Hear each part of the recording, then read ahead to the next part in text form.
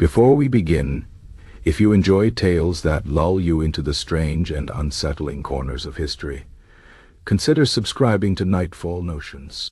Here, we specialize in boring bedtime stories, narratives so peculiar and meandering that they might just coax your restless mind into a quiet surrender. Tonight's offering is the first chapter in a series that will drag you, half asleep, into the shadowy realm of medieval nightmares. Chapter 1. The Dark Visions of the Middle Ages. In the flickering candlelight of a cramped monastic cell, a priest named Brother Aldrich hunched over a parchment, his quill scratching furiously. His fingers were stained with ink, his eyes red from lack of sleep. The subject of his feverish writing? A nightmare. Not his own, but that of a terrified peasant who had stumbled into the church at dawn, babbling about a winged creature with the face of his dead mother. To modern ears, this might sound like the ramblings of an overactive imagination, or perhaps last night's questionable cheese. But in the Middle Ages, dreams, especially the bad ones, were never just dreams. They were messages, divine warnings, demonic temptations, or worse, glimpses of a truth too terrible to face in daylight.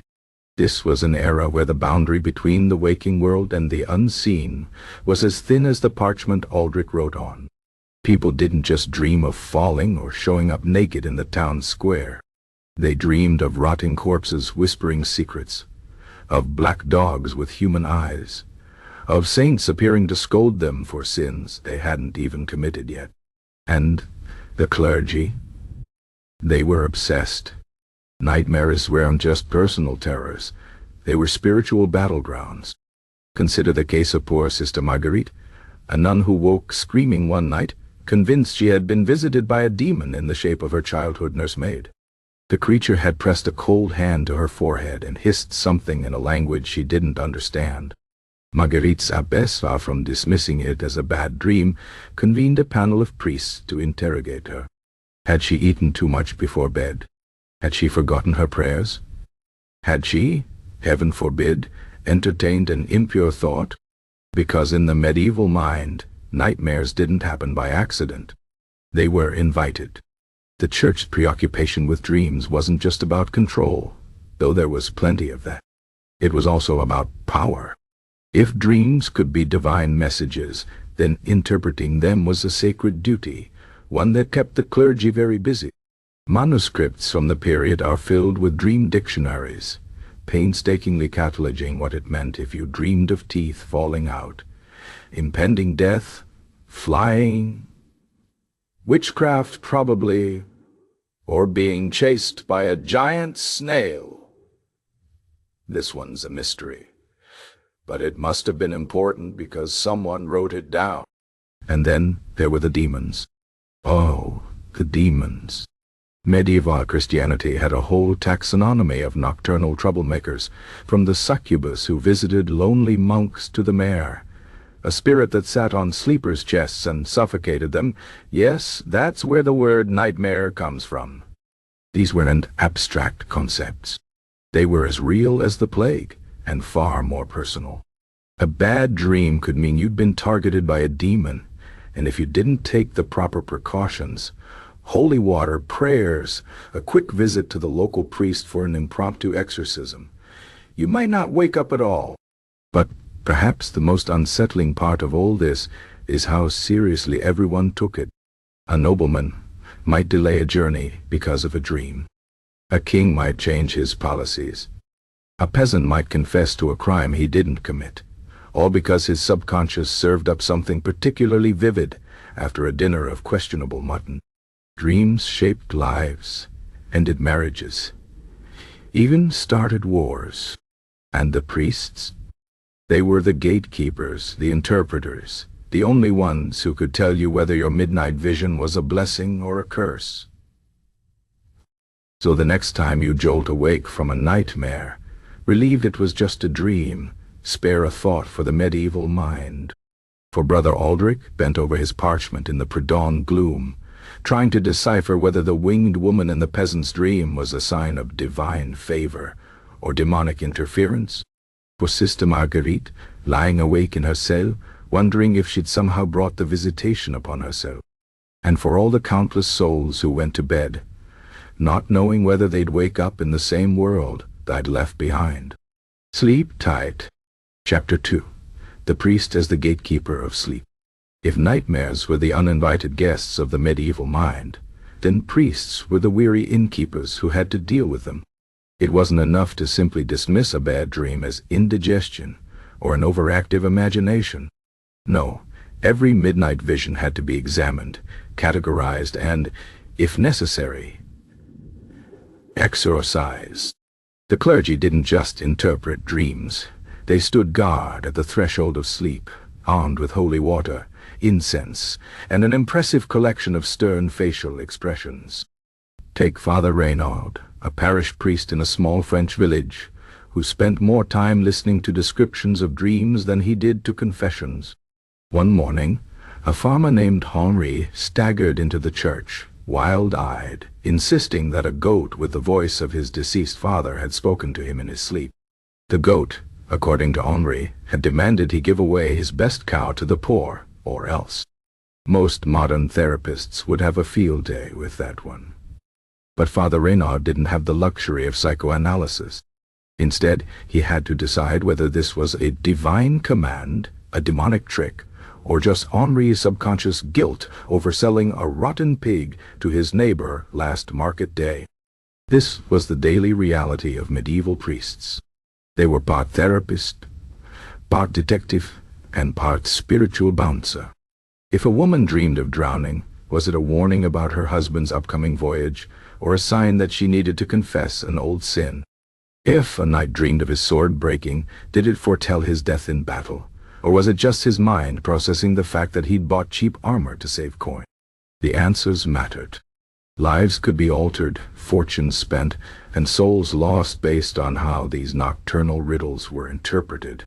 Some priests approached the task with scholarly rigor. They consulted ancient texts, cross-referencing dream symbols with biblical precedents and the writings of saints. Others relied on intuition, or what they called divine discernment, which mostly meant making educated guesses and hoping for the best. Then there were those who took a more theatrical approach. Father Odo, a particularly flamboyant cleric in 12th century England, was known for performing elaborate purification rites on anyone who reported a troubling dream. His methods included chanting, bell-ringing, and, on one memorable occasion, making a nervous merchant wear his tunic inside out for a week, just in case the demons got confused. Of course, not all dreams required divine intervention. Some were clearly the result of earthly influences, like bad food, illness, or, as one medieval text delicately put it, an excess of melancholic humors. But even then, the priest's role was crucial. He was the one who could reassure a frightened parishioner that no, the dream of being eaten by a giant turnip was probably not an omen of damnation, but rather the consequence of that unusually spicy stew at supper. Yet for all their power, priests were not immune to nightmares themselves. Brother Thomas, a young monk in a German monastery, once woke the entire cloister with his screams after dreaming that the abbey's resident cat had grown to the size of a horse and was demanding tribute in the form of cheese. His fellow monks, far from mocking him, took the matter seriously. The abbot ordered 3 days of fasting and prayer, just in case the dream had been a warning about, well, they weren't entirely sure, but it was better to be safe than sorry. The weight of this responsibility could be crushing. Imagine spending your nights listening to descriptions of horrors, knowing that a wrong interpretation could send someone down a path of despair, or worse, leave them vulnerable to actual demonic influence. No wonder some priests developed their own peculiar coping mechanisms. Father Geralt, a priest in Bohemia, kept a ledger of every dream he'd ever interpreted, complete with symbols, outcomes, and occasional sarcastic margin notes. Dreamed of flying, not witchcraft, just pride, suggested humility. Client disagreed, still thinks he can fly. And then there were the times when the priests themselves became part of the nightmare.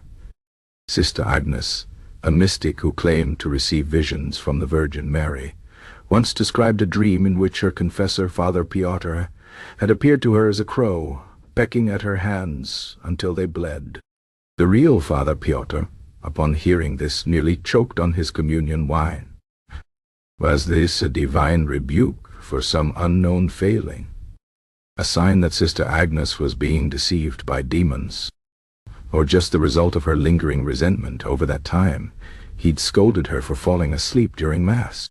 The line between divine messenger and sleep-deprived hallucination was perilously thin.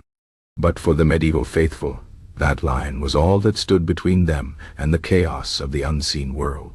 And so the priests kept watch, night after night, weighing each dream like a juror at a trial where the defendant might be God, the devil, or last night's undercooked eel.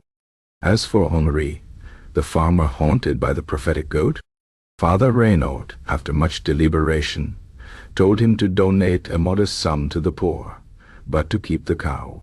After all, if it really had been a divine vision, the goat would have been more specific. Chapter 3. Demons in the Bedchamber. If medieval priests were the gatekeepers of sleep, then demons were the uninvited lodgers who kept picking the lock. To the medieval mind, nightmares weren't just bad dreams, they were invasions. Malevolent spirits didn't wait for an invitation. They slipped in through cracks in faith, moments of moral weakness, or simply because the night was dark and they were bored. The Church, ever vigilant, had an entire catalogue of these nocturnal pests, each with its own special brand of torment. Take the succubus, for instance. According to clerical texts, this particular demon preferred to visit men in the dead of night, assuming the form of a beautiful woman to drain their spiritual vigor, a concept that conveniently explained why certain monks woke up sweating and guilt-ridden. Then there was the incubus, its male counterpart, which preyed upon women, leaving them exhausted and, in some cases, inexplicably pregnant. Theological debates about whether half-demon children should be baptized were as heated as they were absurd. But, perhaps most infamous of all, was the Imare, the suffocating demon that sat upon sleepers' chests, stealing their breath and filling their minds with dread. Its name, of course, gave us the very word nightmare, a linguistic heirloom from a time when people genuinely believed a supernatural entity was crushing them in their sleep. The methods for repelling these creatures ranged from the pious to the downright peculiar.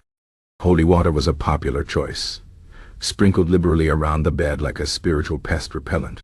Some slept with crosses clutched in their hands, while others tucked blessed herbs beneath their pillows, though this sometimes led to awkward questions when the local priest found out you'd been using communion wafers as dream-proof sandwich ingredients.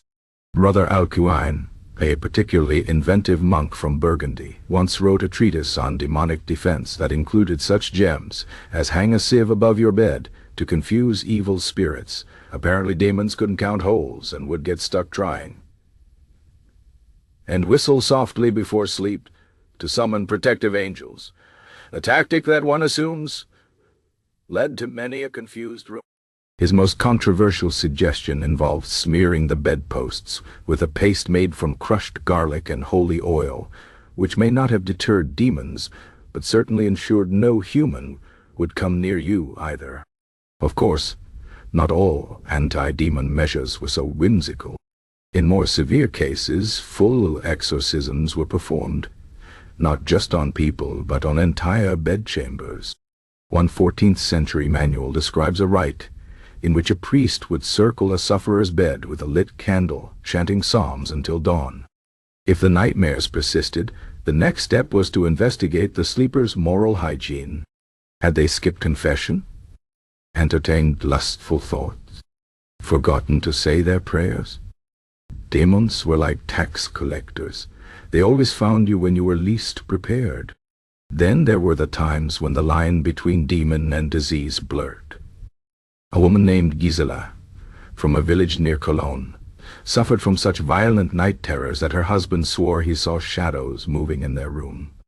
The local priest, after exhausting his repertoire of blessings, suggested she might be suffering from an imbalance of humors, but just in case he also prescribed a nightly regimen of prayers and a strict ban on eating pork after sunset, as it was known to attract unclean spirits. Gisela's nightmares did eventually subside, though whether thanks to divine intervention or the fact that she stopped going to bed on a full stomach remains a matter of theological debate. The truly unfortunate cases were those whose nightmares were declared not just demonic, but contagious. In one particularly grim episode, an entire family in Normandy was quarantined after their youngest daughter began screaming in her sleep about a black man with no face who visited her nightly. The local bishop, upon hearing this, concluded that the household was under demonic siege and ordered their home to be purified with incense and salt. The family was also instructed to avoid sleeping on their backs, as this was believed to make one more vulnerable to possession. A curious theory, given that most people who sleep on their backs do so because they're already unconscious and thus beyond caring about posture. What made these beliefs so pervasive wasn't just fear. It was the sheer intimacy of the threat. Demons didn't just lurk in forests or abandoned ruins. They invaded the one place where a person was most vulnerable, their bed. And unlike wolves or thieves, you couldn't keep them out with a sturdy door. The only weapons were faith, ritual, and the desperate hope that tonight the shadows would pass you by. So the next time you jolt awake from a nightmare, heart-pounding, take a moment to appreciate the modern luxury of blaming it on stress or bad pizza. For the medieval sleeper, there was no such comfort, only the creeping dread that something unholy had been sitting on your chest, whispering in your ear, or worse, watching you from the corner of the room where the candlelight didn't quite reach. Sleep tight, and maybe keep a sieve handy just in case. Chapter 4. The Sinful Dreamer. The medieval world operated on a simple but terrifying principle. Nothing happened without reason. A hailstorm wasn't just bad weather, it was divine displeasure. A stillborn child wasn't a tragedy of nature, it was judgment. And nightmares? Those were personal. If you suffered bad dreams, the church knew why. You had sinned. Maybe not obviously, maybe not recently, but somewhere in the shadowy corners of your soul festered some transgression that had drawn God's attention, and now he was sending you nightly memos about it. This was the uncomfortable reality facing the faithful who stumbled into confessionals with dark circles under their eyes and tales of nocturnal visitations. The priest didn't just listen, he interrogated. Because every nightmare contained clues, and every clue led back to sin. Consider the case of Lambert, a blacksmith's apprentice in Rouen, who dreamed repeatedly of drowning in molten metal. His priest, Father Gautier, didn't waste time with humors or demonology. He went straight for the spiritual jugular. Had Lambert coveted another man's wife? Stolen from his master's supplies? Taken the Lord's name in anger when he burned his hand at the forge? Under this relentless inquisition, Lambert eventually admitted to pocketing small bits of iron over the years. Just scraps, Father, which he sold for drinking money. The dreams, Father Gautier declared, were his conscience boiling over. The penance? Returning double the scrap's value to his master, and interestingly, sleeping with an iron nail under his pillow to remind his soul of its duty. Women bore a particular scrutiny in these nocturnal inquisitions.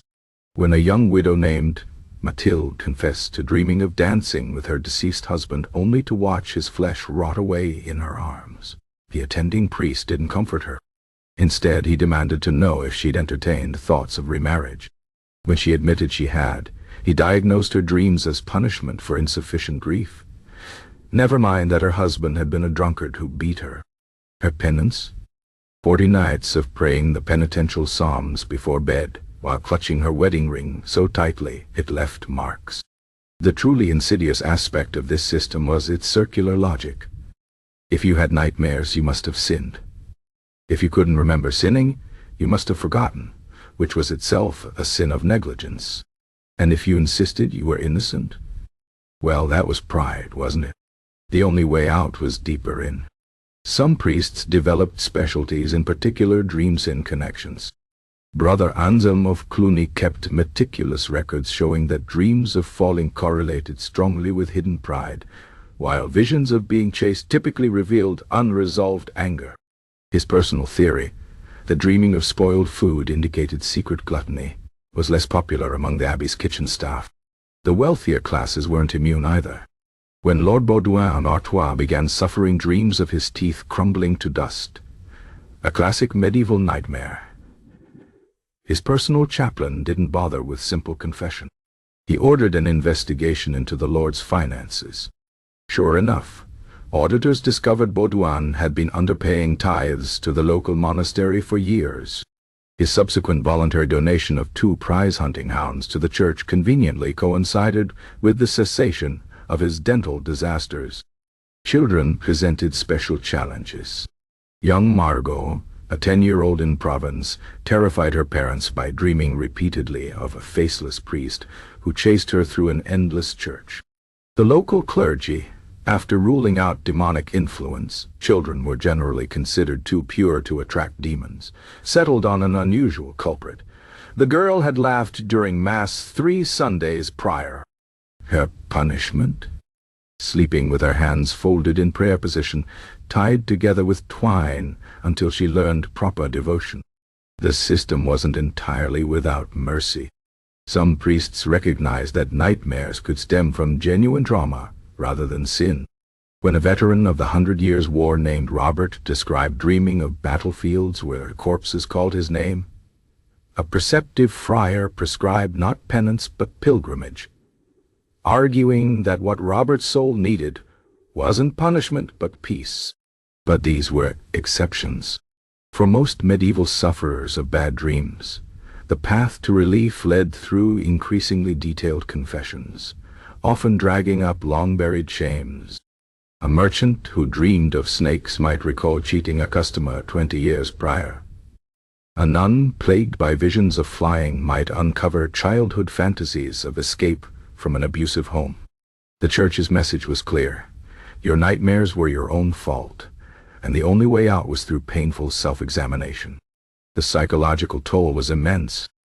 Records from the period show people confessing to sins they clearly didn't commit just to make the nightmares stop. A peasant named Ives swore he'd stolen a neighbor's chicken, though no chicken had gone missing, because his priest insisted his dream of being pecked to death must stem from theft. Another man, terrified by visions of hellfire, confessed to heresy he didn't understand in hopes of cleansing his soul. Yet, for all its cruelties, this system provided something modern medicine often fails to deliver: an explanation. In a world where nightmares could mean anything from divine wrath to demonic assault, having a priest identify your suffering as punishment for a specific sin was almost comforting. At least now you knew why you were suffering.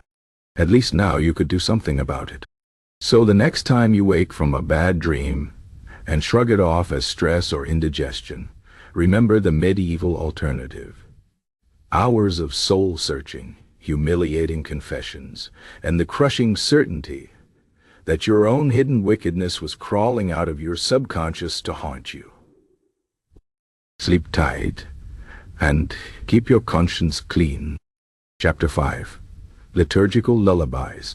The medieval church had a solution for everything, including insomnia. But these weren't the gentle sleep aids we know today. When priests sang the faithful to sleep, they did so with Latin incantations that doubled as spiritual fortifications, turning bedchambers into sanctified strongholds against the night's terrors.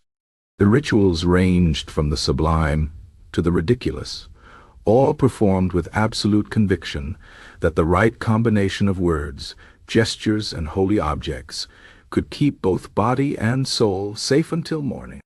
One of the most common practices was the blessing of the bed itself. Father Clement of York left detailed instructions for this rite in his 13th century manual on the care of souls during the night watches. The ceremony began with the priests sprinkling holy water on all 4 bedposts, while reciting Psalm 4:8, "In peace I will lie down and sleep," followed by tracing a cross on the mattress with blessed oil. The sleeper then had to enter the bed left foot first while reciting a specific prayer to Saint Christopher, patron of nighttime travelers. Any deviation from this sequence, Father Clement warned, could render the protections void, leaving the sleeper vulnerable to nocturnal deceptions.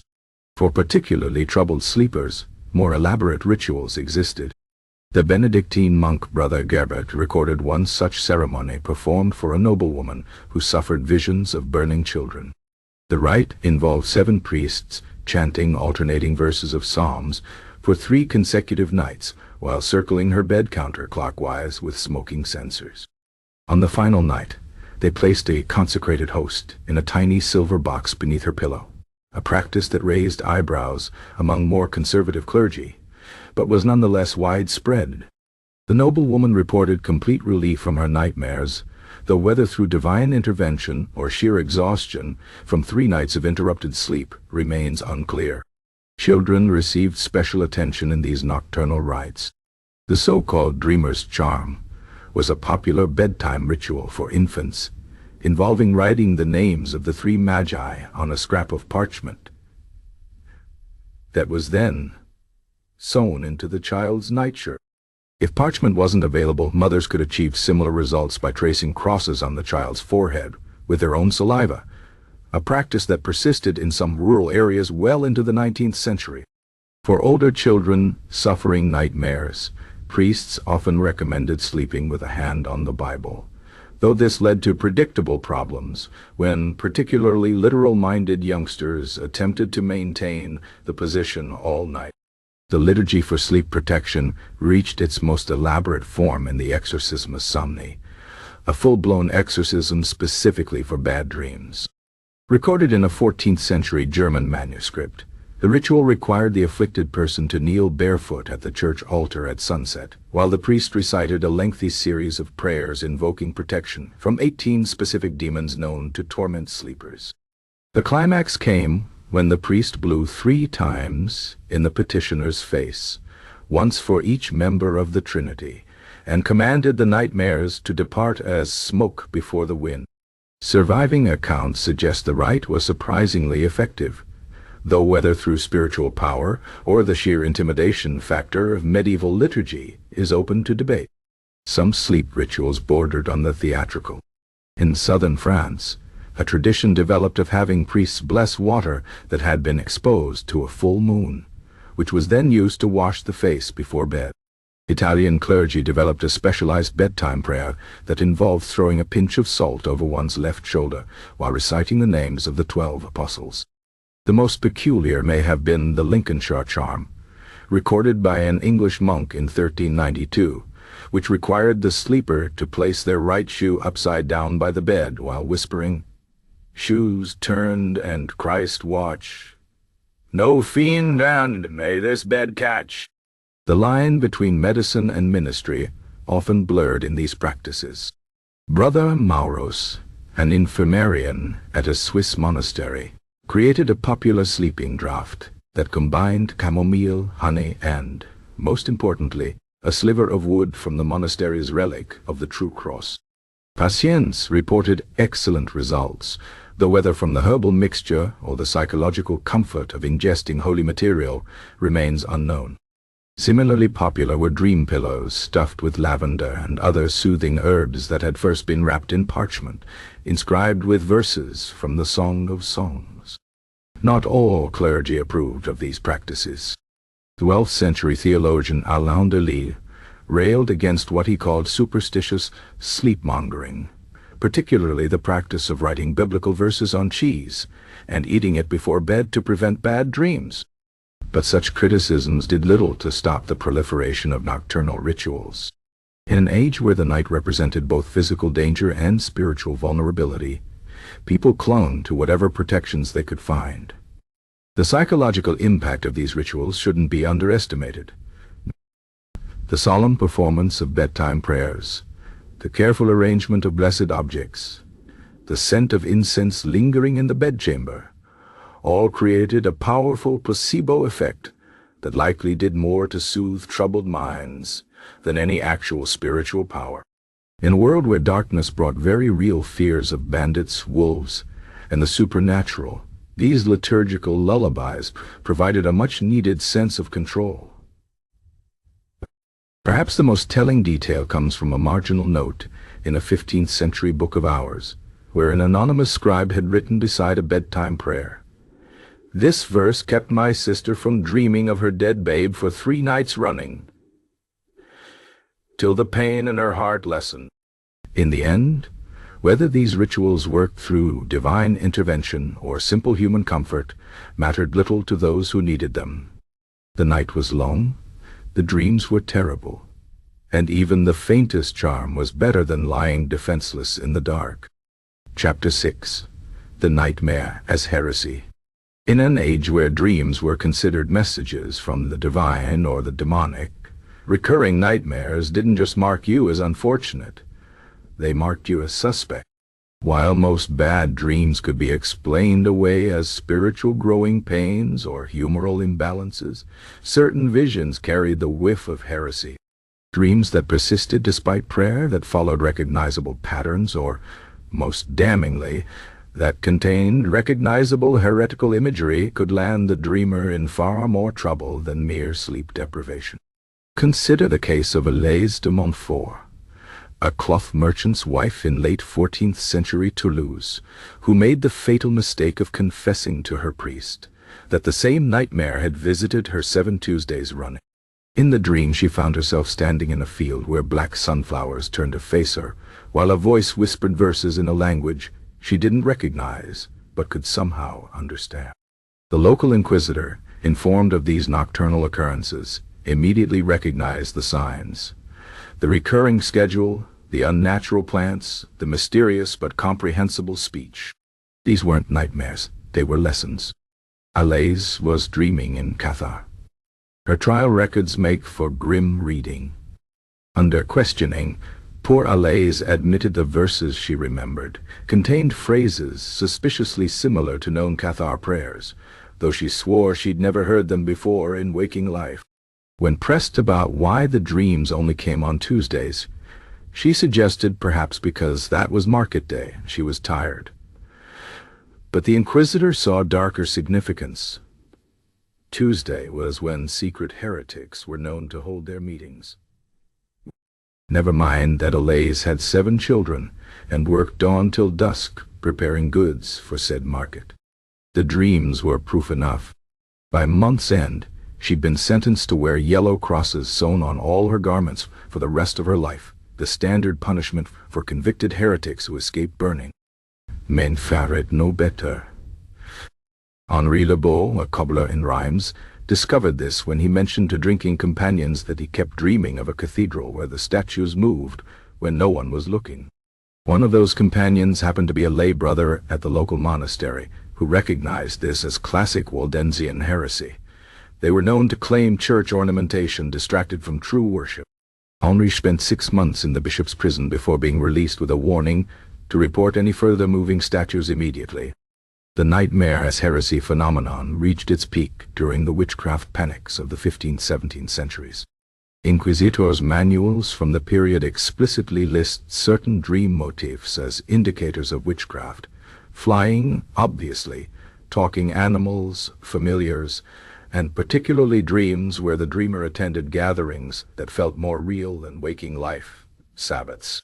The infamous Malleus Maleficarum devotes an entire chapter to distinguishing divine visions from demonic dreams, helpfully noting that if a woman dreamed of carnal acts and later found unexplained bruises, she'd likely been visited by an incubus and was probably a witch herself for attracting its attention. God? The records of the Spanish Inquisition contain particularly chilling examples. In 1523, a teenage shepherd named Miguel confessed to his priest that he'd been having dreams where he could breathe underwater. The priest, recognizing this as a classic Anabaptist metaphor for adult baptism, alerted authorities. Miguel spent 3 years in the cells of the Toledo Inquisition before being released with a tongue so swollen from dehydration, a standard interrogation technique, that he could barely speak, let alone describe dreams. Some cases revealed the absurd logical knots inquisitors tied themselves into. When a Burgundian nun named Sister Jeanne reported dreaming of the Virgin Mary wearing green robes instead of traditional blue, her confessor first praised her for the holy vision, until a visiting theologian pointed out that green was the color of Islam. Suddenly the dream became evidence of secret Mohammedan sympathies, and poor Sister Jean found herself transferred to a strict penitentiary convent, where her every utterance was monitored for further heresy. The psychological toll on chronic nightmare sufferers was immense. Records show people deliberately depriving themselves of sleep for fear of what they might dream and confess. A letter from a German merchant to his brother in 1482 captures this perfectly. "I dare not close my eyes, lest I see something I should not, and speaking of it would damn us both." Others turn to dangerous sleep aids like opium or alcohol, preferring physical ruin to the risk of nocturnal heresy. Perhaps most tragic were the cases where nightmares became self-fulfilling prophecies. Young Margarita Varas, plagued by dreams where she preached sermons to attentive crowds, tried desperately to suppress them through fasting and self-flagellation. When the dreams persisted, she concluded she must indeed be heretical at heart and turned herself in to authorities. The inquisitors, never ones to disregard a voluntary confession, found her guilty of Lollardy and burned her at the stake in 1432. Her last recorded words were, "At least now I sleep." By the 16th century, some regions had developed formal procedures for dream inquisitions. In parts of Switzerland, anyone reporting the same nightmare 3 times had to undergo examination by a panel of clerics and physicians. Bavaria instituted dream taxes where chronic sufferers paid annual fees to compensate the Church for its vigilance against their possible heresies. The cruel irony, of course, was that the more a person feared their dreams, the worse those dreams became. The medieval mind had created a perfect trap. Believe your nightmares are heresy, and you confirm your guilt. Try to suppress them, and you admit their power over you. The only safe option was silence. But even that carried risks, as failing to report suspicious dreams could itself be construed as evidence of secret heresy. So the next time you wake from a bad dream and groan about needing more sleep, spare a thought for those who woke, wondering if this would be the nightmare that cost them their life. The modern world may have its own terrors, but at least we've stopped burning people for what happens when we close our eyes. Sleep tight, and mind you don't dream of anything interesting. Chapter 7. Medical Misinterpretations. The medieval understanding of nightmares as purely spiritual phenomena began to shift as medical knowledge slowly crawled out of the Dark Ages. Physicians and monks poring over rediscovered Greco-Roman texts started viewing bad dreams through a humoral lens, but with results no less terrifying than the demonic explanations they replaced. The theory was simple enough. An imbalance of the 4 bodily fluids could manifest as nocturnal terrors. The treatments, however, ranged from the ineffective to the downright lethal. Take the case of Lord Godfrey of Winchester, whose chronic nightmares of drowning led his physician to diagnose an excess of phlegm. The prescribed cure? A regimen of bloodletting from the ankles while reciting psalms, followed by sleeping upright in a specially constructed chair to prevent fluids from pooling in his head. When this failed to produce results, the physician escalated to applying heated cups to the Lord's back to draw out the excess moisture. After 6 months of these torments, Godfrey's nightmares did indeed cease, mainly because he developed such severe anemia that he slept like the dead. The most common medical explanation for nightmares involved black bile, the melancholic humor. Medical texts from the period describe how this viscous substance could thicken in the stomach during sleep, producing noxious vapors that rose to the brain and conjured terrifying visions. The solution, according to 12th century physician Benedict of Salerno, was to eat pungent foods before bed to cut through the bile. His recommended midnight snack: a paste of crushed garlic, mustard seed, and vinegar, washed down with warm goat's milk. Small wonder medieval bedchambers smelled as they did. Women were particularly vulnerable to medical misinterpretation. The wandering womb theory, a holdover from ancient Greek medicine, led physicians to blame nightmares on the uterus moving about the body during sleep. One 13th century English manuscript recommends that female nightmare sufferers tie cloths soaked in pleasant-smelling oils around their waists to lure the womb back to its proper place. For particularly stubborn cases, the physician might prescribe marriage and childbearing, as pregnancy was thought to anchor the womb securely in place. The treatment of children's nightmares reveals how medieval medicine could be both bizarre and oddly poignant. Physician Arnold of Bamberg's 14th century treatise on pediatric care suggests hanging a bag of dried cat's brain near a child's bed to absorb bad dreams, a remedy that presumably worked better than his alternative recommendation of rubbing the child's temples with crushed earthworms. More touching is the widespread practice of placing a dream candle, a small beeswax taper blessed by a priest, in the room where a sick child slept, its flickering light meant to comfort both body and soul. Monastic infirmarians developed their own peculiar brand of dream medicine, blending herbal remedies with spiritual practices. Brother Gregory's 15th century ledger records one case where a monk plagued by visions of falling was treated with a poultice of sage and lavender applied to the soles of his feet to ground him, while another monk read aloud from the Book of Job to remind him that others had suffered worse. The treatment lasted 40 days, coincidentally matching the duration of the biblical flood, after which the falling dreams reportedly ceased. The line between medicine and magic often blurred completely. Popular remedy recorded in multiple herbals involved stuffing a dormouse skin with lavender, vervain, and a scrap of parchment inscribed with the opening verse of John's Gospel, then placing it under the pillow. The dormouse's hibernation habits were thought to confer protective sleep properties, while the Gospel verse warded off demons, covering both humoral and spiritual bases simultaneously.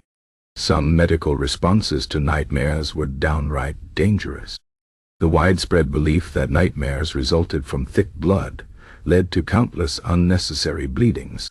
Physician John of Gaddesden's early 14th century treatise recommends bleeding from the forehead for nightmares featuring fire, and from the feet for dreams of drowning, with the cheerful note that if the patient swoons, the treatment is working. Perhaps the most tragic cases involved in the misdiagnosis of what we now recognize as epilepsy or sleep paralysis. Medieval physicians, lacking modern neurology, interpreted these conditions through their limited frameworks. A young apprentice named Thomas in Norwich found this out the hard way when his sleep paralysis episodes, during which he would wake unable to move, often hallucinating a demonic presence, were diagnosed as signs of demonic possession. The prescribed cure? Regular fasting and sleeping with a consecrated knife under his pillow. When this failed, he was subjected to an exorcism so violent it left him with broken ribs. The rich could afford particularly elaborate, and often useless, treatments. When the wealthy widow dame, Alice Perez, suffered nightmares following her husband's death, her physician prescribed a gold-inlaid bed with silver chains at each corner to bind the humors, daily baths in rose water and vinegar, and a nightly draught of wine infused with crushed pearls. The pearls were meant to cool her fiery humors, though one suspects the wine did most of the actual work. By the late Middle Ages, some physicians began recognizing psychological factors in nightmares. The pioneering French doctor Jacques Despars noted that many of his nightmare patients were of melancholic disposition, given to much study and worry. His recommended treatment, regular walks in pleasant gardens and listening to cheerful music, marks one of the first recognitions of what we might now call stress management. The lasting legacy of these medical misinterpretations can be seen in how many remedies persisted well into the modern era. The belief that eating cheese before bed causes nightmares, for instance, originates from medieval dietary theories about dairy's effect on the humors. Similarly, our continued association of fevers with vivid dreams stems directly from Galenic medicine's view of overheated bodies producing overheated imaginations. So the next time you chuckle at an old wives' tale about bad dreams, Remember that behind each piece of folk wisdom lies centuries of trial and error, most of it erroneous, some of it dangerous, and all of it testifying to humanity's eternal struggle against the terrors of the night. The medieval approach may have been misguided, but their determination to find answers, any answers, to the mystery of nightmares is something we can still understand today. Sleep tight, and maybe skip the pre-bedtime cheese just in case. Chapter 8. Dream Diaries of the Devout. In the quiet scriptoriums of medieval monasteries and the candlelit chambers of devout nobles, a peculiar kind of record-keeping flourished. These were not chronicles of battles or accounts of harvests, but something far more personal. Dream journals kept under priestly supervision, where every nocturnal vision was carefully recorded, analyzed, and scrutinized for signs of divine communication. What began as a monastic practice eventually spread to the laity, creating a fascinating, if sometimes dangerous, archive of the medieval subconscious. The process typically began with a priest providing a specially prepared booklet, often with pre-printed headings for date, dream content, and spiritual interpretation. Wealthy patrons might commission beautifully illuminated dream journals with protective prayers inscribed in the margins, while humbler folk made do with scraps of parchment stitched together. The important thing was consistency. Dreams had to be recorded immediately upon waking, before the corrupting influence of daylight could distort their divine messages. Sister Beatrice of Orléans left one of the most complete examples of this practice. Her journal, spanning 1423 to 1437, contains nearly 5,000 dream entries, each meticulously categorized by her confessor.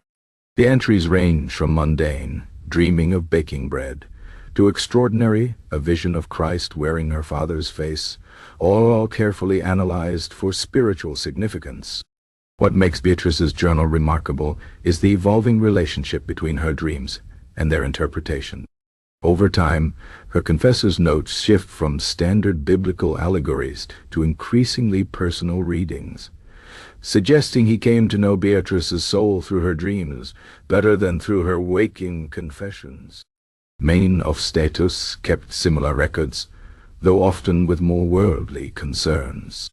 The merchant Giovanni Morelli's dream diary from early 15th century Florence reads like a supernatural business ledger. One typical entry describes dreaming of a ship sinking in a storm of coins, which his priest interpreted as a warning against greed. Morelli's subsequent notation, "Did not invest in Venetian trade as planned," shows these interpretations carried real-world consequences.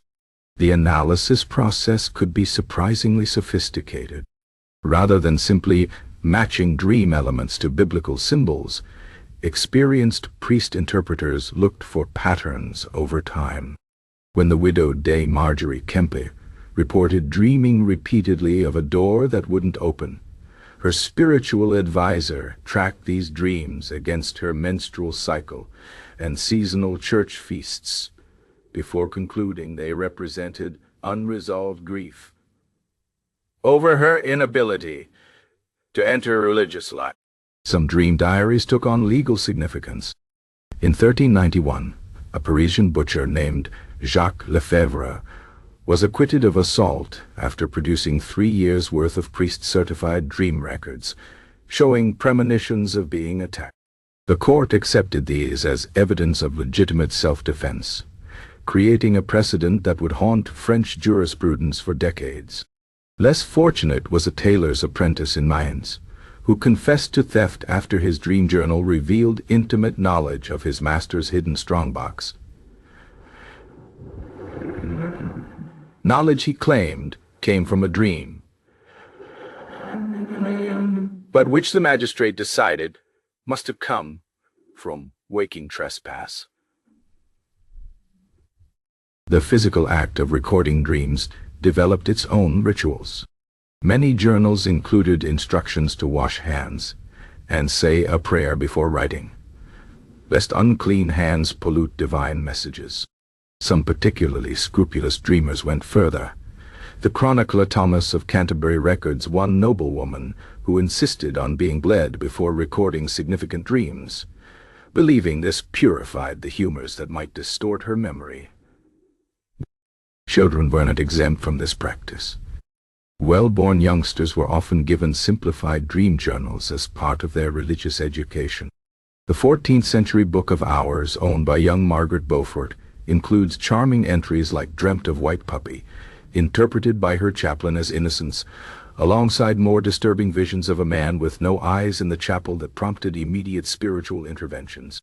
The relationship between confessor and dreamer could become intensely personal.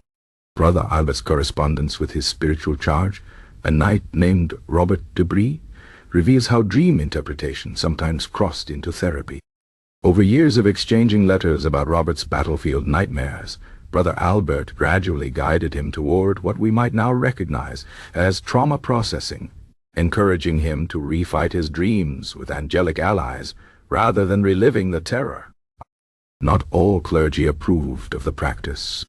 The fiery preacher Bernardino of Siena railed against what he called dream divination, arguing that excessive focus on dreams distracted from true piety. His sermons sparked several local bans on dream journals, bans that were largely ignored, especially by wealthy patrons who simply had their servants keep the records instead.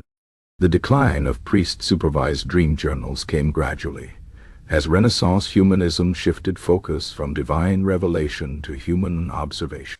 The last great medieval dream diary belongs to an aging nun named Sister Clare of Assisi, whose 1510-1527 journal contains increasingly anxious entries about dreams of falling stars and silent bells, visions her confessor initially interpreted spiritually, but which modern historians recognize as prescient fears of the coming Reformation. What remains most striking about these documents is their authors' absolute conviction that their sleeping minds walked in a world just as real as the waking one, a world where God and demons might speak plainly, if only one learned to listen. For all their medieval strangeness, these dream diaries capture something timeless, the human need to make meaning from the mysterious theater of the night. So the next time you wake from a vivid dream, and reach for your phone to text a friend about it, remember your medieval counterparts reaching for their quills, and the priests who stood ready to tell them whether they'd been visited by angels or last night's mutt. Sleep tight, and keep a notebook handy. You never know when heaven might send a memo. Chapter 9. The Politics of Night Terrors. In the great game of medieval power, even dreams became political currency.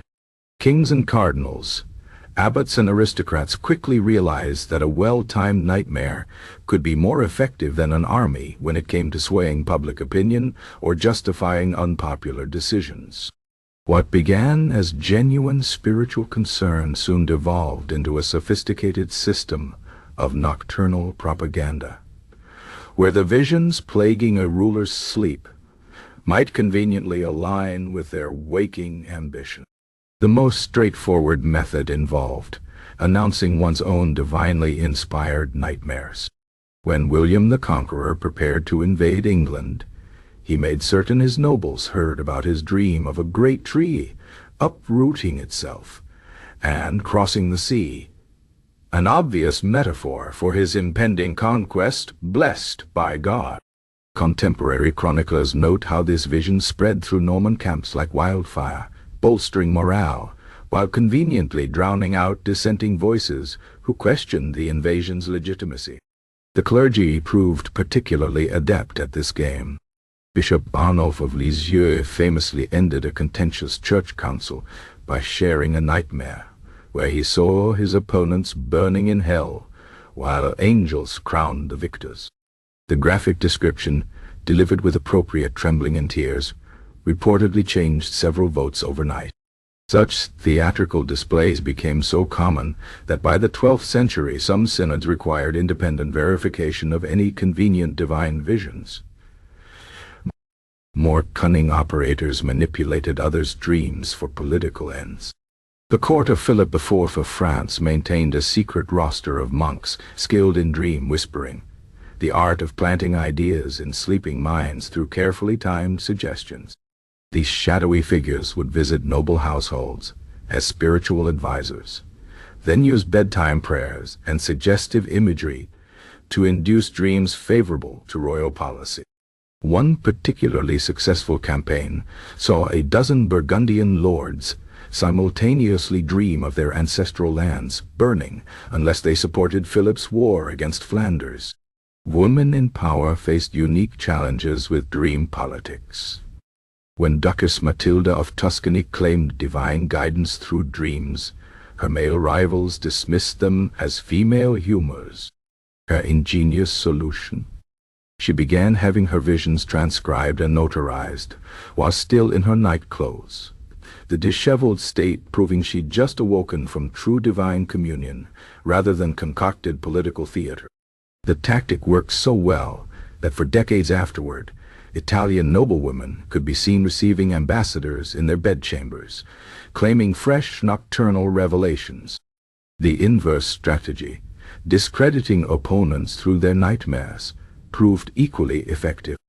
Pope Innocent III destroyed the reputation of a rival cardinal by leaking carefully edited excerpts from the man's dream diary, highlighting passages about speaking with Satan in papal vestments. Never mind that the full context showed the cardinal wrestling with temptation. The damage was done. Similarly, when English barons sought to undermine King John, they circulated rumors that his notorious temper resulted from nightly visitations by the ghosts of murdered princes. Some rulers weaponized dream interpretation itself. King Alfonso X of Castile established an official office of oneirocriticism, whose primary function was finding treasonous subtext in nobles' reported dreams. A seemingly innocent dream about hunting could be interpreted as latent rebellion, the king is prey, while visions of storms at sea hinted at dissatisfaction with royal trade policies. Few dared share their dreams openly under such scrutiny, creating a perfect climate for paranoia. The most cynical manipulations involved manufacturing mass dream phenomena. During the siege of Antioch, Crusader priests circulated stories that Muslim defenders were having collective nightmares of being slaughtered by angelic warriors. The tales, entirely fabricated, broke the defenders' morale weeks before the actual assault. Similarly, French peasants during the Jacquerie Revolt were told their lords dreamed nightly of peasant uprisings, a clever psychological ploy making rebellion seem inevitable. Religious orders developed elaborate systems for managing politically sensitive dreams. Dominican inquisitors kept detailed records of which dream symbols correlated with which heresies, allowing them to discover patterns supporting their investigations. A Cistercian abbot's manual from 1321 includes instructions for determining when a monk's dream should be reported to secular authorities as potential sedition. The line between manipulation and genuine belief often blurred. There's no evidence that Henry V fabricated his famous pre-Agincourt nightmare, where he saw both armies dead on the field, and a voice saying, "This is the price of pride." But his decision to share it widely with his outnumbered troops suggests keen awareness of its motivational power. Likewise, Joan of Arc's visions may have been sincere, but her military handlers certainly understood their propaganda value. Perhaps the most disturbing examples come from the Papal Schism, when rival popes used dream propaganda against each other. Clement VII's supporters spread tales of Urban VI suffering nightly demonic visitations that left his bedchamber reeking of sulfur. Urban's faction retaliated with carefully placed rumors that Clement dreamed in French rather than Latin, proof he was no true vicar of Christ. The campaign escalated until both sides were commissioning dream witnesses to testify about their opponents' nocturnal activities before packed consistories. By the late Middle Ages, the political dream industry had grown so sophisticated that some rulers employed professional dream architects to craft plausible visions for specific purposes. The notebooks of one such practitioner, a certain Brother Conrad attached to the Holy Roman Emperor's court, reveal how dreams were tailored to different audiences. Apocalyptic imagery for motivating troops familial visions for succession disputes, and erotic nightmares to discredit unmarried rivals. The legacy of this dream manipulation lingers in our modern political vocabulary. When we speak of campaign nightmares or say a policy keeps someone up at night, we echo a time when nocturnal visions were considered not just personal experiences, but weapons in the arsenal of power. The medieval world understood what modern politicians sometimes forget, that fear works best when it comes in the dark, wearing the face of our deepest terrors. So next time a leader claims some midnight revelation guided their decisions, remember the centuries of rulers who understood that sometimes the most powerful dreams are the ones you convince other people you had. Sleep tight, but don't believe everything you dream, or everything you're told about what others dreamed. Chapter 10. Exorcising the Night. The medieval bedroom was a battleground after dark, and priests were the spiritual warriors armed with holy water, incense, and increasingly dramatic rituals to reclaim sleep from the forces of darkness. These nocturnal exorcisms transformed ordinary bedchambers into stages for cosmic dramas, where every flickering shadow might be a demon and every creaking floorboard a sign of supernatural intrusion. The rites grew more elaborate with each passing century, until the simple act of going to bed required what amounted to a small-scale religious production. The most common form of nocturnal exorcism was the benedictio lecti, or blessing of the bed. This ritual, recorded in numerous 14th-century liturgical manuals, involved far more than simply sprinkling holy water on the sheets. The full ceremony required the priest to circle the bed 3 times with a burning candle while chanting Psalm 91. You will not fear the terror of the night, then seal each corner with a dab of chrism oil. The sleeper then had to enter the bed backwards while reciting the Apostles' Creed, a practice that led to numerous bruised shins, and at least one documented case of a bishop toppling into his wash basin. For more serious infestations, the Church developed the Exorcismus Nocturnus, a full night-long rite that combined elements of theater, shock therapy, and what we might now call immersive performance art. The 1376 case of Lady Eleanor de Clare provides a vivid example. After months of nightmares featuring a woman in white who plucked hairs from her head, Eleanor's chamber became the setting for an all-night exorcism involving 7 priests, 13 candles arranged in the shape of a cross, and a relic of St. Anthony placed directly beneath her pillow. The climax came at midnight when the lead exorcist dramatically produced a bag of the lady's own hair, collected by her maids over several weeks, and burned it while shouting Latin imprecation. Whether it was the ritual or simply exhaustion that worked, Eleanor reportedly slept soundly thereafter. Children's bedrooms received special attention in these spiritual cleansings. The rite, known as Cribrum Somnorum, or sieve of dreams, involved suspending an actual sieve above a child's bed, while reciting prayers to Saint Michael. The holes were believed to filter out evil visions while allowing good dreams to pass through. One variation from Bavaria added the requirement that the sieve must first be used to sift flour for the family's bread, creating a curious link between spiritual and physical nourishment. The tools of the nocturnal exorcist's trade grew increasingly specialized. A 15th-century inventory from Lincoln Cathedral lists a dream bell of silver, inscribed with verses from Revelation, used exclusively for ringing over the beds of nightmare sufferers. York Minster possessed the so-called night crozier, a pastoral staff with a hollow head containing salt, blessed on Candlemas, to be sprinkled in troublesome corners. Private exorcists often carried demon mirrors, polished obsidian discs said to reveal invisible spirits when held up in moonlit bedchambers. The theatricality reached its peak with the infamous fumigation of the 4 directions, recorded in a German manuscript from 1489. This elaborate ritual required the exorcist to blow smoke from 4 different sacred herbs, rosemary, sage, thyme, and vervain, toward each cardinal direction, while a choir sang the Te Deum from an adjacent room. The manuscript includes a cautionary note about ensuring good ventilation after 3 monks in Regensburg, nearly suffocated, during a particularly enthusiastic performance. Some exorcisms developed regional peculiarities. In southern France, the traditional method involved trapping nightmare demons in walnut shells, which were then thrown into running water.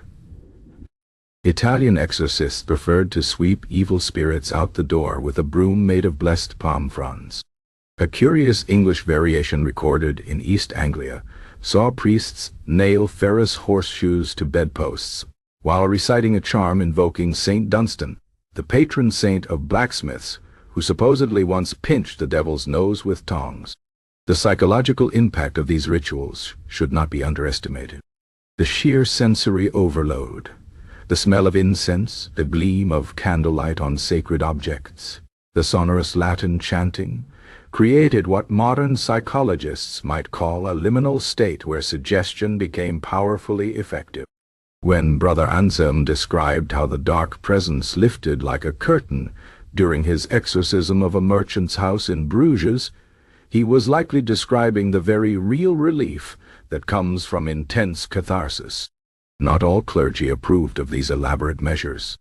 The 15th century reformer Johannes Nider complained that some exorcists had become more players than priests, accusing them of adding unnecessary flourishes to impress wealthy patrons.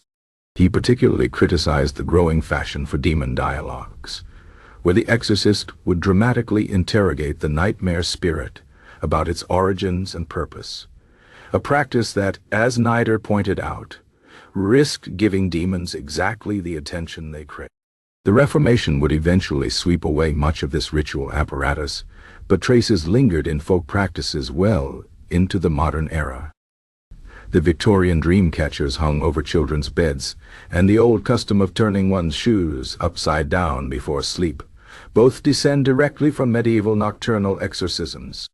Even our modern concept of counting sheep may originate from a 13th century Bavarian exorcism rite, where the sufferer was told to imagine their worries as sheep being driven away by an angelic shepherd. What remains most striking about these rituals is their underlying assumption that sleep should be a contested space, a nightly voyage requiring spiritual protection. The medieval world took seriously what we often dismiss: that the mind at night travels to places both wonderful and terrible, and that sometimes it needs help finding its way home. So the next time you perform your own little bedtime rituals, whether it's checking the closet one last time or arranging your pillows just so, remember you're participating in an ancient tradition. The demons may have changed names, but the night still holds its mysteries. Sleep tight, and may your dreams need no exorcising. Chapter 11. The Economics of Fear. In the spiritual marketplace of the Middle Ages, troubled sleep became a lucrative commodity. What began as genuine pastoral care soon evolved into an elaborate revenue system where every aspect of dream interpretation and nocturnal protection had its price. From simple blessings to custom-made relics, the medieval church developed an entire economy around selling peace of mind to the sleepless, creating a curious intersection of faith and finance that would make even modern marketers blush. The most straightforward transactions involved basic dream interpretation. Parish priests typically charged a modest fee, usually a few pennies, to analyze dreams and prescribe appropriate prayers. However, as the demand grew more sophisticated, so did the pricing structures. The 14th century ledger of Father Henri of Chartres reveals a sliding scale: 2 pence for common nightmares, falling being chased, 6 pence for dreams involving dead relatives, and a full shilling for anything potentially prophetic or politically sensitive. Wealthy patrons could purchase monthly dream subscriptions, ensuring priority access to interpretation services, a practice that became so widespread some bishops had to issue decrees against priests neglecting poor parishioners in favor of paying clients. Relics quickly became the luxury goods of nocturnal protection. A thriving black market developed around objects purported to ward off bad dreams, with prices varying dramatically based on provenance and potency. A simple splinter from Noah's Ark, supposedly effective against dreams of drowning, might cost a commoner a week's wages, while an entire finger bone of St. Christopher could set a noble family back the equivalent of a small estate. The most sought-after items were dream relics, objects specifically associated with biblical visions. Jacob's ladder fragments, usually pieces of old staircases from the Holy Land, commanded premium prices, as did vials of oil from Pharaoh's dream, which, despite being obviously ordinary olive oil, flew off monastic shelves whenever Egyptian delegations visited Europe. The indulgence system proved particularly adaptable to dream-related anxieties. For those plagued by recurring nightmares of hellfire, the Church offered nocturnal indulgences, special pardons that not only reduced time in purgatory, but specifically promised protection from infernal visions during sleep. These came in tiered packages. A basic indulgence might cover a month of peaceful sleep, while a premium version guaranteed a year free from demonic nightmares. The price structure was equally elaborate, with additional fees for family coverage and last-minute emergency indulgences for particularly bad nights. Monastic scriptoria did brisk business producing customized dream psalters, personalized prayer books containing specific psalms to recite before bed based on one's particular nocturnal afflictions. The Benedictine Abbey of Cluny became famous for its deluxe editions, featuring individually illuminated nightmare scenes, complete with the client's likeness, facing the appropriate protective psalms. A surviving example commissioned by a French count shows him being attacked by wolf-headed demons on one page, while the facing page displays Psalm 34, "Contend, Lord, with those who contend with me." In gold leaf, the initial letter forming a sword piercing a stylized nightmare creature. Some enterprising clergy developed subscription-based services. The Dominican convent of Saint-Michel in Provence offered annual dream insurance, where for a fixed fee, nuns would pray nightly for the subscribers' peaceful sleep. Higher tiers included monthly dream analysis and emergency visits during particularly bad episodes. Records show this service became so popular, the convent had to hire additional scribes to handle correspondence and keep detailed records of each client's dream history. The pilgrimage industry also capitalized on dream anxieties. Certain shrines became known for specializing in sleep-related miracles. The Chapel of St. Dymphna in Giehl marketed itself as the destination for those plagued by dreams of Mont Saint-Michel, promised relief from nightmares of drowning, a logical connection given its tidal surroundings. Local innkeepers and relic sellers near these sites did steady business in dream votives, small wax tablets shaped like beds or sleeping figures that pilgrims could leave as offerings. For those who couldn't afford professional services, the Church offered more economical options. Dream pennies, coins stamped with sleeping saints that were blessed and then placed under pillows, sold for a fraction of the cost of full relics. Parish churches sometimes provided communal dream protection during major feasts, when entire congregations would participate in mass blessings of salt, water, or herbs to take home for nocturnal use. The commercialization inevitably led to abuses. In 1324, Bishop Guillaume of Paris had to reprimand several priests for selling guaranteed dreamless sleep potions that turned out to be strong sedatives. More scandalous still were cases like that of Brother Albert of Liège, who was defrocked for manufacturing false dream relics by soaking ordinary objects in opium solutions to induce vivid visions in buyers, which he then claimed were divine confirmations of the relic's authenticity.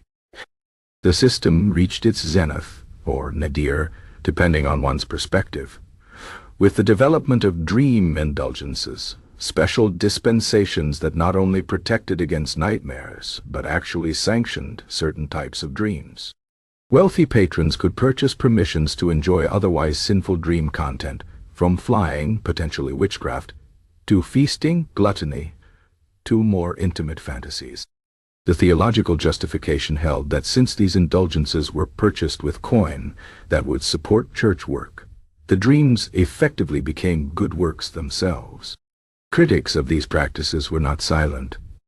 The 15th century reformer Jan Hus railed against what he called the nocturnal tithe, arguing that peaceful sleep was a gift from God, not a commodity for sale. His sermons specifically targeted the sale of Jacob's Ladder certificates, documents claiming to record an individual's good dreams as credits towards salvation. But such criticisms did little to stem the tide. Even after the Reformation began dismantling the indulgence system, many dream-related practices persisted in Catholic regions, often rebranded as spiritual advisements rather than outright sales. The legacy of this medieval dream economy lingers in our modern sleep industry, from premium meditation apps to luxury mattresses marketed with pseudo-scientific claims. The packaging has changed, but the basic transaction remains: cash for comfort, coin for calm. The medieval church simply understood earlier than most that fear, especially the fear of what comes in the night, will always find a way to turn a profit. So the next time you find yourself browsing sleep aids or considering a high-tech mattress, remember your medieval counterparts weighing the cost of that extra potent dream relic or deluxe psalter. The currency may have changed from silver pennies to credit cards, but the desperate hope they purchase remains the same: one peaceful night's sleep, whatever the price. Chapter 12. From Pulpit to Pillow. The medieval church did not abandon its flock when darkness fell. From soaring cathedral pulpits to humble village lecterns, priests delivered sermons specifically crafted to follow parishioners home and stand guard at their bedsides. These nocturnal homilies blended scripture with folklore, theology with folk medicine, creating a unique genre of after-dark preaching that addressed the terrors of the night as earnestly as it did the sins of the day. One of the most common forms was the bedtime sermon, typically delivered at vespers or compline services when shadows grew long. Father Michel of Rouen,'s 13th century preaching manual includes an entire section devoted to these twilight addresses, noting they should be shorter than daylight sermons, but more vivid in imagery like dreams themselves. His recommended structure began with a biblical dream, usually Jacob's Ladder or Joseph's interpretations, moved to warnings about nocturnal temptations, and concluded with practical spiritual defenses for the night ahead. The content of these sermons often reveals surprising accommodations between church doctrine and pre-Christian traditions.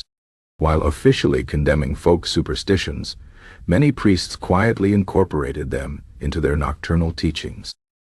Bishop Grosseteste's famous sermon against nightwalkers spends its first half railing against belief in supernatural night creatures, only to conclude with instructions for making one's bed as the three Marys prepared Christ's tomb, a clear adaptation of older protective household charms. Similarly, a Burgundian preacher's warning against placing too much faith in dream interpretation. Herbs ends with blessing those same herbs when used properly with prayer. Certain biblical passages became workhorses of nocturnal preaching. The story of the Witch of Endor summoning Samuel's spirit, 1 Samuel 28, featured prominently in warnings against seeking dream interpretations from cunning folk. The vision of Pilate's wife, Matthew 27:19, served as cautionary tale about ignoring divine dream warnings. But the most frequently cited was undoubtedly Job 4:13-14, amid disquieting dreams in the night, when deep sleep falls on people, fear and trembling beset me, which appeared in nearly every medieval sermon about nightmares. The physical delivery of these sermons often incorporated theatrical elements designed to heighten their psychological impact. Many preachers would lower their voices to a whisper when describing dream temptations, forcing congregations to lean forward anxiously. Others used sudden loud noises, slamming a book or dropping a staff, to illustrate the shock of waking from nightmares. An Italian preacher named Fra Luca became famous for delivering his entire sermon on nocturnal temptations while lying on a replica bed in the pulpit, rising dramatically only when describing Christ's resurrection power over dark. Regional superstitions inevitably crept into these sermons despite official disapproval. In Scandinavia, where belief in sleep paralysis as a supernatural attack remained strong, priests developed elaborate pulpit demonstrations showing how to make the sign of the cross with minimal movement for those waking unable to move. Bavarian sermons incorporated folk wisdom about sleeping positions, warning against lying on one's back lest demons mistake you for a corpse to inhabit. A curious English tradition had preachers demonstrating proper bedtime prayer posture by holding up wooden dreaming hands joined at the thumbs with fingers spread to form a protective lattice. Children received special attention in these nocturnal teachings. The ABC of Dreams, a rhyming sermon attributed to the Franciscans, taught youngsters to associate each letter with both a biblical figure and a dream symbol. A stood for Adam and apples, warning against forbidden fruit dreams. B for Bathsheba and baths, cautioning about dreams of improper nakedness, and so on through the alphabet. This clever mnemonic device survived in various forms well into the Reformation era. The Reformation itself brought dramatic changes to dream-related preaching. Protestant reformers, rejecting much of the medieval dream framework, instead emphasized nightmares as symptoms of spiritual unrest, needing repentance rather than ritual. Martin Luther's famous Tower sermon reinterpreted traditional dream symbols psychologically, suggesting dreams of falling revealed, not impending doom but unconscious pride. Calvinist preachers went further, dismissing most dream interpretation as superstition, though tellingly they still delivered their most fire and brimstone sermons at evening services when fears naturally ran high. Perhaps the most fascinating artifacts of this preaching tradition are the surviving Nocturnals, handwritten collections of nighttime sermons passed down through clerical families. The Lefebvre Nocturnal, a 15th century French manuscript, contains meticulous notes in its margins about which illustrations and gestures elicited gasps or fidgeting from congregations. One particularly effective bit of stage direction reads, "Here pause and look suddenly upward as if seeing something dreadful. They will do the same and remember it in their beds tonight." The legacy of these medieval nighttime sermons lingers in our modern bedtime stories and evening meditations.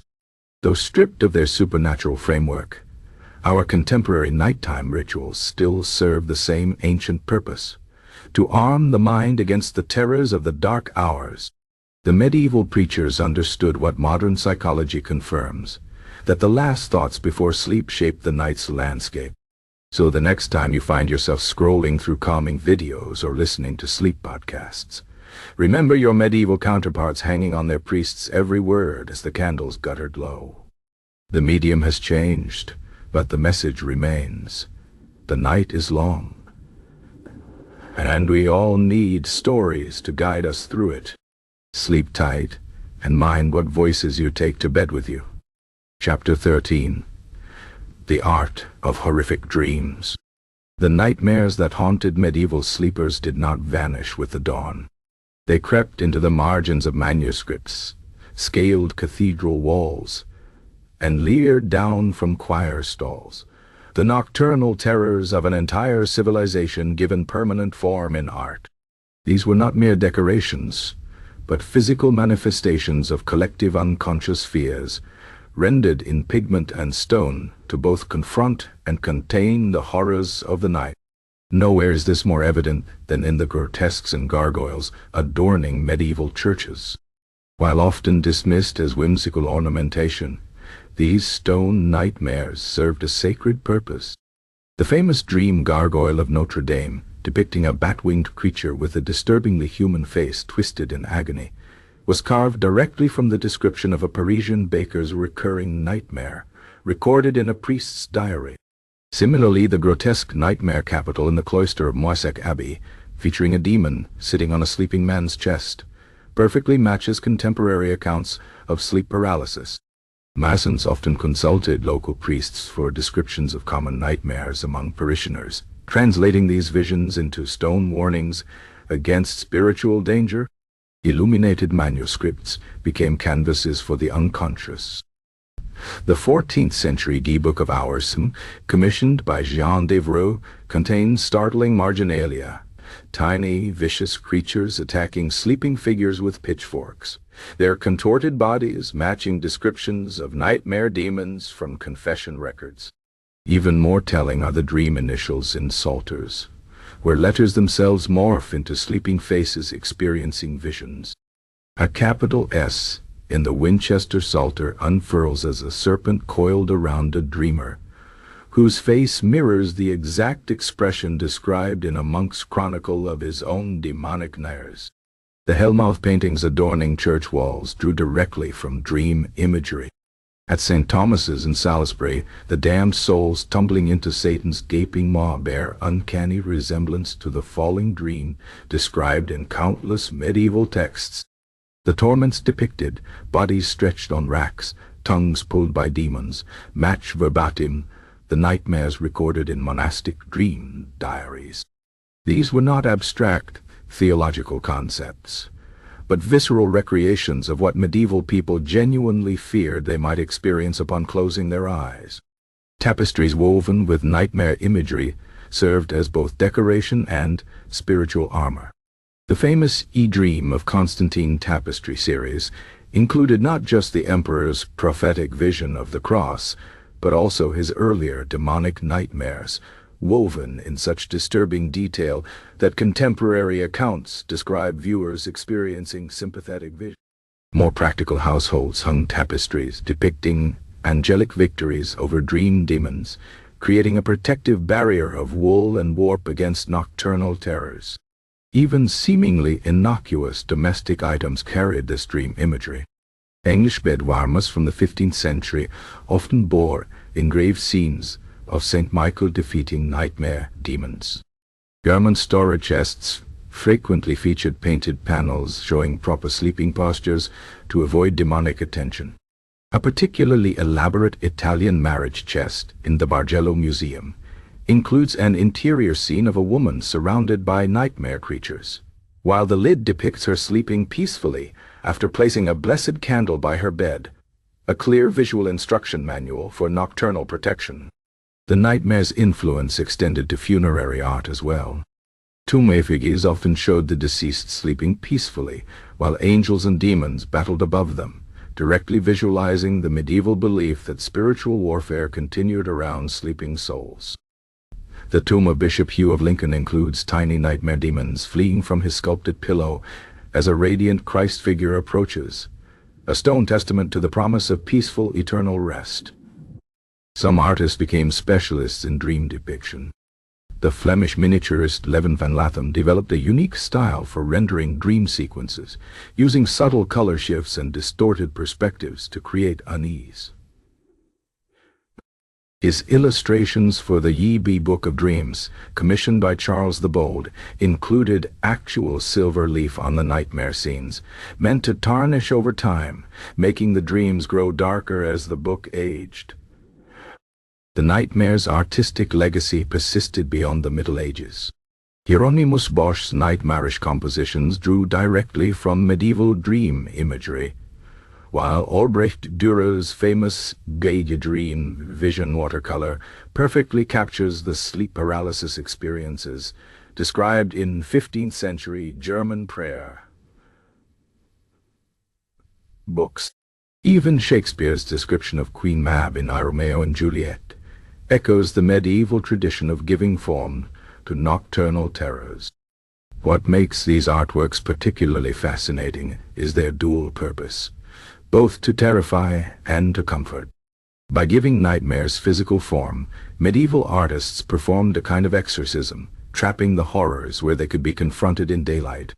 The gargoyle perched on the cathedral, the demon frozen in manuscript margins, the twisted figures in stained glass, all served as warnings, but also as promises. Here is your fear, captured and controlled. Here's the terror, made powerless by representation. The night may come, but its monsters have already been caught and tamed.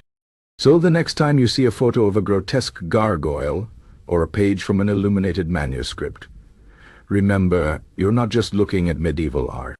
You're looking at someone's bad dream, given permanent form so others might sleep easier. Sleep tight, and may your own nightmares never be immortalized in stone. Chapter 14. The Sleep of Kings. The bedchambers of medieval rulers became battlegrounds where crowns offered no protection against the terrors of the night. Kings and queens who commanded armies by day found themselves helpless before their own dreaming minds, while court priests and advisors scrambled to interpret or conceal these royal nightmares that could shake nations. The nocturnal struggles of the powerful reveal how even the mightiest remained vulnerable when the candles guttered low. Charlemagne's chroniclers recorded that the great emperor suffered from recurring nightmares of being chased by wild beasts throughout his reign. His personal chaplain, Alcuin of York, developed an elaborate bedtime ritual involving reciting all 12 names of Christ while walking backwards around the imperial bed. When this failed to prevent a particularly vivid dream of being gored by a boar, Alcuin resorted to more dramatic measures. He commissioned a special gospel book written entirely in gold ink, which 12 monks would read aloud in shifts throughout the night while Charlemagne slept. The emperor's nightmares reportedly ceased, though whether from spiritual protection or simply being unable to sleep over the constant chanting remains unclear. Eleanor of Aquitaine's famous temper may have stemmed from chronic sleep disturbances. Court records show her personal physician prescribed a nightly draught of wine steeped with valerian and rose petals, a medieval version of sleeping pills. But when she began experiencing visions of her dead son, Henry, in her dreams, she turned to more esoteric solutions. A Jewish physician from Toledo created an amulet containing a peculiar mixture: salt blessed by 3 priests, a sliver of wood from the true cross, and curiously, a single hair from King David's supposed tomb in Jerusalem. The treatment worked suspiciously well until the amulet was lost during a river crossing, after which Eleanor reportedly quipped that she'd rather lose her crown jewels than that pouch. The case of King Charles VI of France demonstrates how royal nightmares could destabilize nations. The king's dreams grew increasingly violent in 1392, featuring visions of being attacked by flaming swords. His physicians diagnosed an excess of choleric humor and prescribed cooling baths, but his confessor recognized something more sinister. The royal chaplain secretly performed an exorcism using a relic of Saint Denis while the king slept, but this backfired spectacularly when Charles awoke mid-rite to see a hooded figure hovering over his bed. The resulting madness, including his famous belief he was made of glass, may have been exacerbated rather than cured by spiritual intervention. English monarchs fared little better. Henry faced legendary insomnia before Agincourt manifested in dreams so vivid. His servants reported seeing him physically parry invisible attackers in his sleep. His chaplain recorded administering last rites 3 separate times, when the king's sleep grew so still they feared he died. The solution eventually came from an unlikely source, a captured French physician who prescribed stuffing the royal mattress with hops and sprinkling the bed curtains with lavender water. This combination proved so effective it became standard for English military campaigns, giving birth to the tradition of camp beds for officers. Across the Mediterranean, Byzantine emperors faced their own nocturnal demons. Emperor Justinian II reportedly woke screaming from dreams of being beheaded, a grim foreshadowing of his eventual fate. His court employed a full-time oneiromancer whose sole duty was interpreting imperial dreams through an elaborate system combining Christian symbolism with ancient Greek dream theories. When the emperor dreamed of a 2-headed eagle, the interpreter declared this meant double victory in upcoming campaigns. In reality, it preceded the disastrous Battle of Sebastopol, where Justinian lost both his army and popular support. Some royal nightmares changed history. Isabella of Castile's decision to fund Columbus's voyage allegedly came after dreaming 3 nights straight of crossing waters no horse could swim. Her confessor, a certain Brother Garcia, interpreted this as divine mandate. though later commentators noted the Queen had been reading Marco Polo's travels before bed. Similarly, James the Star of Scotland abandoned plans to reform the Scottish Church after dreaming of St. Andrew holding a burning parchment, a vision his bishops quickly interpreted as heavenly disapproval of change. The papal court saw its share of troubled sleepers. Pope Innocent VIII suffered such violent nightmares that he kept 2 priests on alternating shifts to perform constant blessings in his bedchamber. His particular fear was dreaming of his predecessor, which Roman superstition held to be an omen of death. When he inevitably did dream of Pope Sixtus IV, the resulting panic led to the famous Midnight Mass against bad dreams, a special liturgy that would later influence the Catholic Church's official prayers for nightmares. Royal women faced unique challenges with their dreams. Catherine of Aragon's dreams of giving birth to sons were carefully documented by her midwives as signs of divine favor, while her later nightmares of bleeding were concealed as dangerous political information. Anne Boleyn's reported visions of a mouthful of teeth, interpreted by her chaplain as symbolizing slander, became evidence against her when opponents claimed they proved witchcraft. The medieval world took royal nightmares seriously, because they believed the sleeping mind of a ruler remained connected to their kingdom. When King Wenceslaus I of Bohemia dreamed of his crown cracking, his advisors immediately ordered inspections of Prague's fortifications. Richard III's legendary dream before Bosworth Field, where ghosts cursed him, may have been embellished by Tudor propagandists, but contemporary accounts suggest he did experience disturbed sleep before the battle. Perhaps most tragic was the case of Charles the Mad of Navarre, whose violent nightmares led his physicians to prescribe a regimen including opium and ground pearls. When these failed, his confessor attempted an extreme measure, having 12 orphans sleep in the royal bedchamber, their presumed innocence creating a spiritual barrier. The plan worked until one child awoke screaming that he'd seen the devil whispering in the king's ear, after which the treatment was abandoned. The stories of these royal insomniacs reveal a fundamental medieval truth. That night stripped away status and title, leaving even kings as vulnerable as peasants before the mysteries of the dreaming mind. Their priests and physicians might drape beds in silk and gold, but they fought the same shadows that haunted every medieval sleeper. The only difference was that when a king cried out in the night, kingdoms could tremble. So the next time you toss and turn in bed, take comfort that at least your nightmares won't alter the course of history. Sleep tight, and may your dreams be less consequential than those of kings. Chapter 15. The Decline of the Dream Priests. The Reformation did more than shatter stained glass windows and redraw Europe's religious map. It shattered an entire nocturnal world order. For centuries, the Church had stood as sole interpreter between the waking world and the shadowy realm of dreams. But as the 16th century dawned, this monopoly began to crumble. The dream priests, who had once held such sway, found their authority challenged from pulpits and laboratories alike, their ancient rituals dismissed as superstition by reformers and physicians alike. Martin Luther's disdain for medieval dream interpretation was no secret. He called the practice spiritual dice rolling in his 95 Theses, arguing that dreams were either divine revelations requiring no interpretation or mere bodily vapors unworthy of clerical attention. His famous nightmare, being attacked by the devil in his cell, became a theological lesson about faith rather than an occasion for ritual cleansing. Protestant reformers took this further, dismantling the entire apparatus of nocturnal sacraments. John Calvin's Geneva banned the blessing of beds outright, while Zwingli's Zurich went so far as to confiscate dream psalters from private homes. The Catholic response was equally transformative.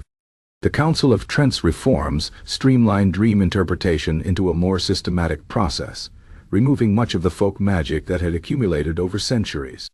Suddenly, priests needed special licenses to perform nocturnal exorcisms, and dream relics required verification from Rome. The colorful local practices that had flourished for generations, like the Bavarian tradition of hiding communion wafers in mattresses, were now dismissed as provincial superstitions. Scientific advancement proved just as damaging to the dream priest's authority. The 1543 publication of Vesalius's John the Fabric of the Human Body revealed anatomical details that challenged humoral theory. Physicians began proposing physical rather than spiritual causes for nightmares. Ambroise Paré suggested in 1561 that bad dreams might stem from vapors rising from poorly digested meats rather than demons, while Thomas Willis's 1672 Guarda de Anima Brutorum identified the brain as the source of dreams rather than the soul. The rise of printing dealt another blow. Where once people had needed priests to explain dream symbols, now they could purchase cheaply printed dream dictionaries. The 1576 Ionerocriticae, a reprinted ancient Greek dream manual, became a surprise bestseller across Europe, its pagan symbolism sitting uneasily beside Christian tradition. Even more damaging were the Protestant dream diaries that encouraged lay people to interpret their own visions without clerical mediation. Legal systems gradually stopped recognizing dreams as evidence. Where medieval courts had once accepted prophetic dreams as testimony, by 1600, most European jurisdictions required physical proof. The dramatic case of Sir Edward Kelly, whose dream-based accusations led to 3 executions before being discredited, became a cautionary tale about the dangers of taking dreams too seriously. The changing architecture of homes reflected this shift. Where medieval bedchambers had featured niches for holy water and blessed candles, post-Reformation bedrooms increasingly held books and scientific instruments. The 4-poster bed, once designed to support protective canopies inscribed with prayers, became a mere fashion statement. Even the traditional bed alcove, that cozy cubby where generations had huddled against the night, gave way to open sleeping arrangements that would have horrified medieval dreamers. Some clergy fought back. Jesuit missionaries in South America reported astonishing dream visions among native converts, using these to argue for the continued importance of spiritual interpretation. Catholic mystics like Teresa of Avila kept detailed dream journals that became models for the faithful. But even these efforts acknowledged a new reality.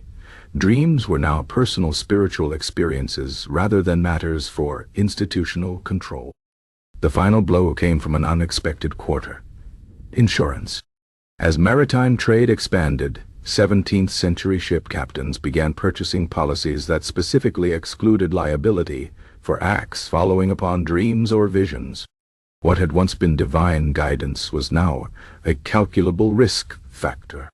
When Lloyd's of London formally adopted this clause in 1688, it marked the definitive transition of dreams from spiritual realm to business consideration. Yet for all this decline, something of the dream priests lingered in folk practice.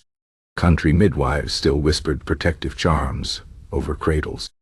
Farmers hung horseshoes over beds despite clerical disapproval. And in remote valleys, elderly women continued the old rituals, sprinkling salt in corners, placing iron under mattresses, long after the church had moved on. The dream priests had lost their monopoly, but not their legacy. Every modern sleep therapist who asks about dreams, every psychologist studying nightmares, even every friend who listens to another strange dream over coffee, all are distant heirs to those medieval interpreters who once stood between humanity and the terrors of the night. So the next time you wake from a bad dream and reach for your phone instead of a prayer book, remember, you're participating in a revolution centuries in the making. Sleep tight and may your dreams be your own. Chapter 16. Legacy of the Nocturnal Inquisition. The echoes of medieval dream priests still whisper through our modern nights. Though their incense has long since dissipated and their illuminated manuscripts faded, their fingerprints remain pressed into our relationship with sleep. Not just in superstitions, but in the very science that sought to replace the medieval obsession with categorizing, interpreting, and controlling the night has simply traded Latin incantations for polysomnography and demonology for sleep hygiene. Consider the modern sleep clinic, with its electrodes and monitors, where sleepers willingly submit to observation, much like medieval penitents describing dreams to their confessors. The sleep specialist's white coat has replaced the priest's cassock, but the ritual remains eerily similar. A patient recounts their nocturnal distress, the expert provides a diagnosis, and a regimen is prescribed.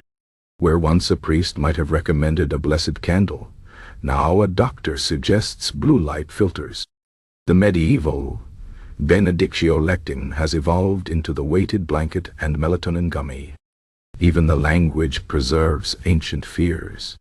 The medical term sleep paralysis still carries a ghostly echo of the incubus visitation, and modern sufferers describe the same crushing weight on their chests that medieval peasants once blamed on demons. The difference is that today, we map it to neurotransmitters rather than sin, but the terror remains unchanged. Likewise, the once spiritual nightmare now sits comfortably in medical textbooks, stripped of its equine demon but still evoking the same primal fear. Superstitions have proven even more stubborn. The old protective rituals survive in disguised forms. A child's nightlight stands in for the medieval blessed candle. The lucky sleep position replaces the sign of the cross, and the avoidance of late-night cheese echoes the humoral dietary warnings of medieval physicians.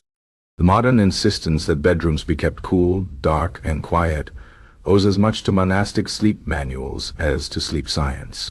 The medieval belief in prophetic dreams has resurfaced in the language of psychology. Where priests once parsed dreams for divine warnings, Freudians now mine them for repressed trauma, and Jungians for archetypes. The medieval e-dream diary has been reborn as a therapeutic tool, its purpose shifted from spiritual examination to self-help.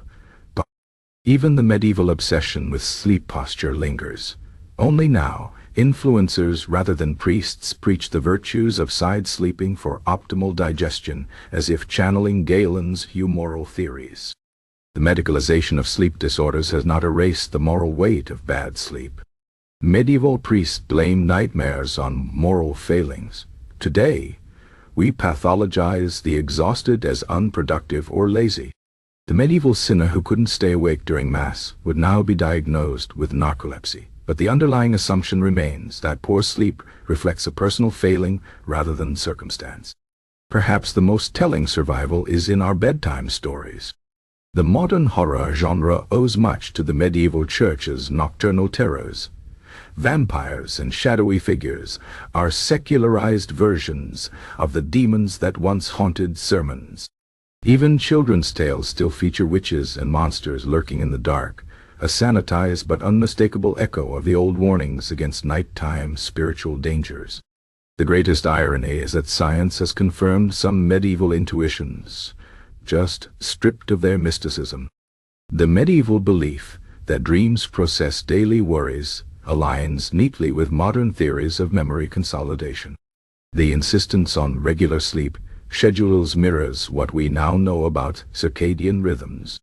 Even the medieval dread of sleeplessness finds validation in our understanding of sleep's role in health. So tonight, as you perform your own secularized bedtime rituals, checking the locks, setting the alarm, scrolling one last time, remember that you stand in a long line of those who have tried to bargain with the night. The medieval priests may be gone, but their legacy lingers in every sleep tracker, every white noise machine, every muttered plea for just one good night's sleep. The night remains as mysterious as ever. We've simply swapped one set of explanations for another. Sleep tight. Whether you trust in science, habit, or just a little leftover magic.